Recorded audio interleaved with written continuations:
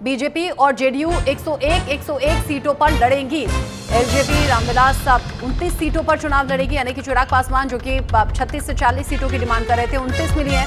हम और आरएलएम को 6 सीटों पर चुनाव लड़वाएगी एनडीए, और आज सीटों का जो आधिकारिक ऐलान है वो भी हो जाएगा। पटना में एनडीए की साझा प्रेस कॉन्फ्रेंस आज होनी है।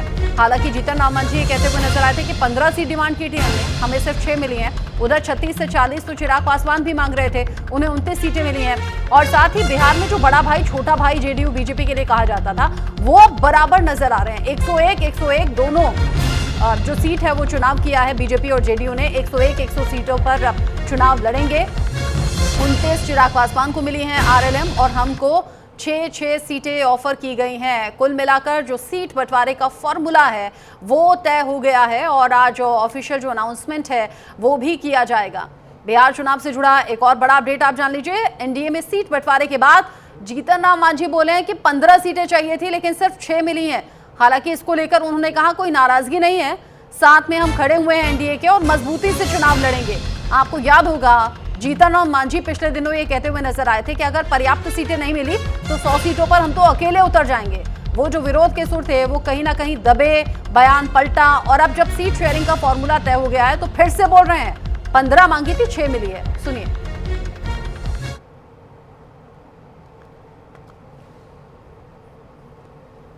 राज्यसभा का सीट देंगे, लेकिन मिला एक लोकसभा का सीट। हम संतुष्ट हुए, कहीं कोई मुंह नहीं फटफटाए। उसी प्रकार से यहाँ हमारी मांग 15 थी और उसके बाद वो लोग 6 दिए हैं। मन में दुख तो ज़रूर है, लेकिन हम एनडीए के जो निर्णय हुआ है उसके खिलाफत नहीं है, संतुष्ट हैं, और जो मिला है उसी को लेकर के हम आगे बढ़ेंगे, काम करेंगे। और इसके लिए हम नरेंद्र मोदी जी को धन्यवाद देते हैं। जहाँ 2 लोकसभा बिहार चुनाव से जुड़ा बड़ा अपडेट आप एक और जान लीजिए। आज बीजेपी उम्मीदवारों की पहली लिस्ट सामने आ जाएगी, बहुत हद तक संभव है। आज बीजेपी उम्मीदवारों की पहली सूची जारी कर सकती है। 101 सीटों पर बीजेपी चुनाव लड़ेगी, ये तो तय हो गया है, यानी सीट शेयरिंग का फॉर्मूला एनडीए में तय हो गया है और आज बीजेपी अपनी पहली सूची जारी कर सकती है। हालांकि अभी तक भी जो सीटों का बंटवारा था उसको लेकर जो पेच फंसा था उसको लेकर भी कटाक्ष किए जा रहे थे। साथ ही ये पूछा जा रहा था कि भाई डेट्स डिक्लेयर हो गई हैं तो अभी तक क्यों उम्मीदवारों की सूची सामने नहीं आई है। तो हालांकि वो टाइम अब ओवर होता हुआ दिख रहा है। सीट शेयरिंग का फॉर्मूला सामने आ गया और बीजेपी उम्मीदवारों की पहली सूची जारी कर सकती है। कनिका का रुख कर लेती हूँ। कनिका, देर हुई जरूर है लेकिन अब जाकर एनडीए किसी नतीजे पर पहुंचा है। हालांकि गाहे बगाहे कुछ सुर जरूर उठ रहे हैं, क्योंकि अगर 15 सीट मांगने वाले को 6 मिली है, 36 से 40 मांगने वाले को 29 मिली है, तो हो सकता है भविष्य में कुछ परेशानी खड़ी हो जाए। लेकिन फाइनली क्या बीजेपी की पहली लिस्ट आज आने वाली है, कंफर्म है क्या? और देखिए दक्षिण, बिल्कुल एनडीए में सीट शेयरिंग का फॉर्मूला जो है वो तय हो चुका है। बड़े भाई और छोटे भाई की भूमिका पे कोई भी नहीं है। बराबर के मुकाबले पे जेडीयू और बीजेपी सामने है। इसके अलावा चिराग पासवान को 29 सीट और बाकी बची हुई सीटें जीतन राम मांझी और उपेंद्र कुशवाहा को दे दी गई है, क्योंकि मांझी लगातार कह रहे थे कि वो 15 सीट चाहते हैं, लेकिन उनको 6 सीट दी गई है। लेकिन अब कोई नाराजगी नहीं है, क्योंकि जो सीट शेयरिंग का फॉर्मूला तय हुआ है उसने सबने उसको एक्सेप्ट कर लिया है। और कहा जा रहा है कि संभवतः बीजेपी की जो कल केंद्रीय चुनाव समिति की बैठक हुई थी उसके बाद आज पहली लिस्ट जो है बीजेपी जारी कर सकती है। लेकिन एक और रचना, एनडीए में सीट शेयरिंग हो चुका है लेकिन इंडिया गठबंधन में अभी तक सीट शेयरिंग का ऐलान नहीं हुआ है। और एक बड़ी अपडेट मैं अपने दर्शकों को देना चाहूंगी। इस वक्त बिहार कांग्रेस के नेताओं के साथ जो है राहुल गांधी की बैठक जो है इस वक्त चल रही है, क्योंकि आज तेजस्वी यादव और लालू प्रसाद यादव जो है वो राहुल गांधी और मल्लिकार्जुन खड़गे से मुलाकात करेंगे दोपहर 2 बजे। उससे पहले राहुल गांधी के आवास यानी कि 10 जनपद पर बिहार कांग्रेस के नेताओं के साथ राहुल गांधी बैठक कर रहे हैं। फाइनली जो सीट शेयरिंग का फॉर्मूला और रणनीति जो बिहार कांग्रेस नेताओं ने तय की है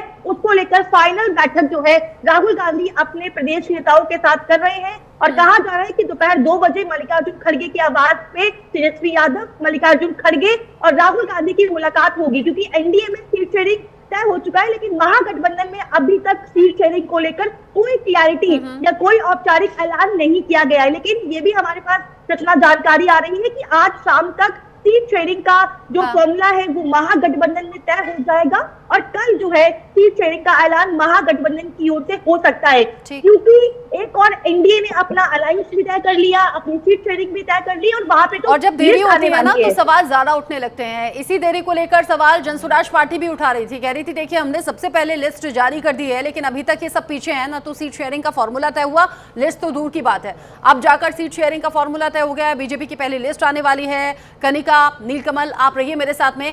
अब फॉर्मूला जब तय हो गया है और उम्मीदवारों की सूची बहुत जल्द सामने आने वाली है, इस पूरी खबर को लेकर विजय सिन्हा, सम्राट चौधरी क्या बोल रहे हैं, एक बार सुन लेते हैं।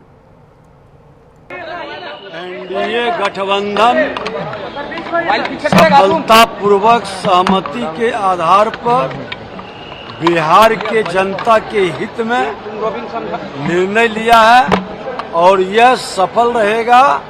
भारी बहुमत से सरकार भी बनाएगी और बिहार के विकास की गति को और तेजी से बढ़ाएगी। मांझी जी भी संतुष्ट हैं, उन्होंने साफ कहा है कि हम अपने नेतृत्व के साथ हैं। सीटों का समझौता हो गया है, सीटों का समझौता हो गया है, एनडीए पूरी तरह कंफर्टेबल है। अब आगे सब लोग चर्चा करके कहाँ से कौन प्रत्याशी होगा, कौन पार्टी लड़ेगी, इसको भी जल्द क्लियर करें।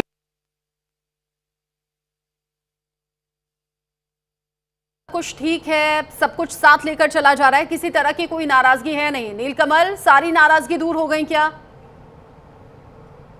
बिल्कुल, देखिए सारी नाराजगी एनडीए में जो थी और जीतन राम मांझी भी जो नाराज नजर आ रहे थे वो अब संतुष्ट है। उन्होंने कहा है कि हम अंतिम समय तक नरेंद्र मोदी के साथ रहेंगे।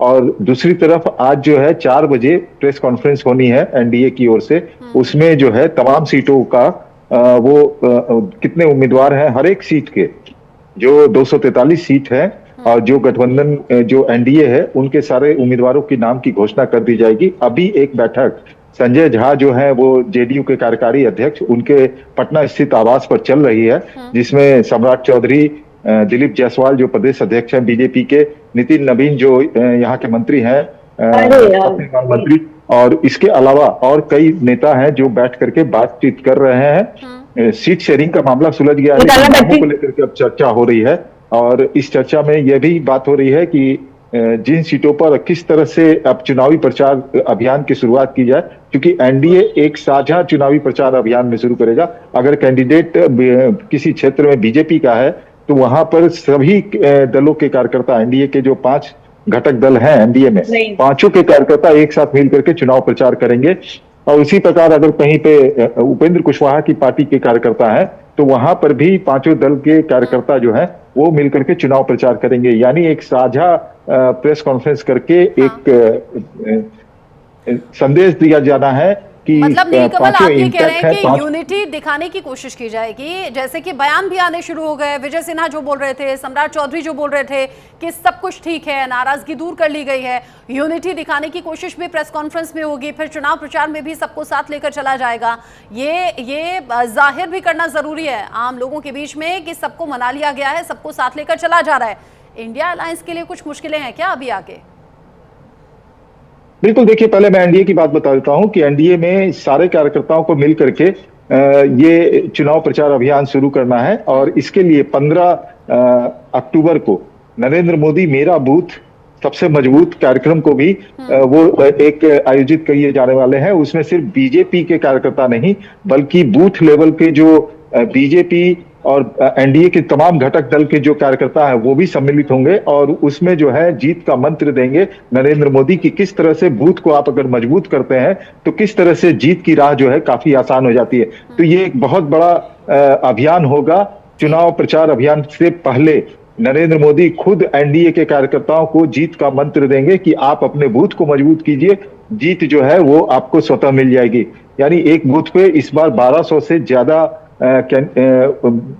मतदाता नहीं होंगे, लिहाजा 1200 को टारगेट करना है। 1200 में से जो अपने मतदाता होते हैं, जो एनडीए के मतदाता हैं, एनडीए का सबसे बड़ा चेहरा भी है, तो चुनाव प्रचार में जाहिर सी बात है प्रधानमंत्री मोदी के इस चेहरे पर भी चुनाव लड़ा जाएगा और सबसे बड़े चेहरे के साथ चुनाव जीता जाएगा, ऐसा भरोसा भी एनडीए के नेताओं को है। बहुत शुक्रिया आपका नीलकमल और साथ ही साथ कनिका कटियार, ये पूरी जानकारी